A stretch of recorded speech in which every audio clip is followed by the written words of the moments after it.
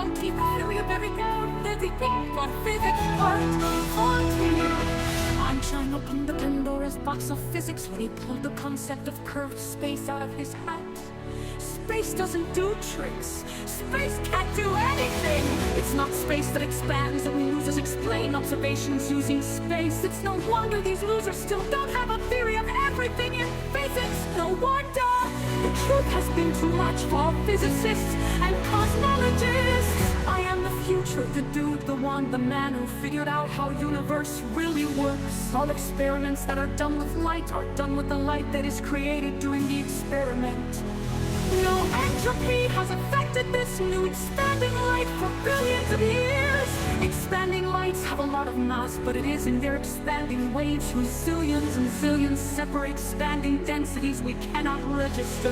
For one new expanding photon, you need zillions separate expanding dark energy particles. Expanding photon to the foam heads of these dark expanding waves of expanding light.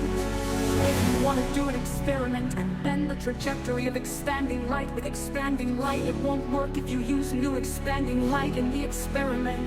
There are expanding lights that have experienced billions of years of entropy moving towards stars and galaxies. You also need to be able to use billions of years old expanding lights in the experiment. Then you can manipulate the trajectory of expanding light by exposing it to billions of years old expanding lights that contain a very small scale energy pushing force that collides with the expanding photons and bends their trajectory. And all this without hocus pocus curved space. Einstein opened Pandora's box of physics when he pulled the concept of curved space out of his hat. Curved space is the emperor naked. The spectra of expanding substances do not change with time. It must be understood that the expanding atomic nuclei expand, of course, in the same proportion as the energy that is dispersed into space that they circulate.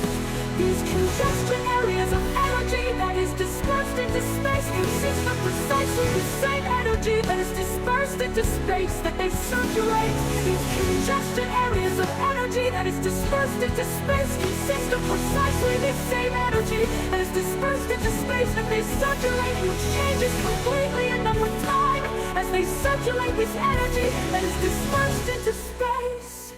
Time is relative precisely because the volume of matter is also relative.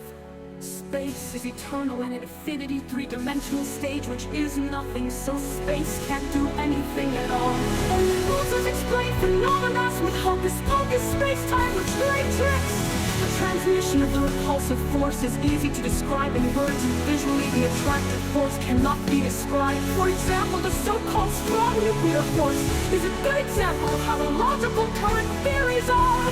If quarks move apart, the binding force between them supposedly increases. How so? Love, love, love, love.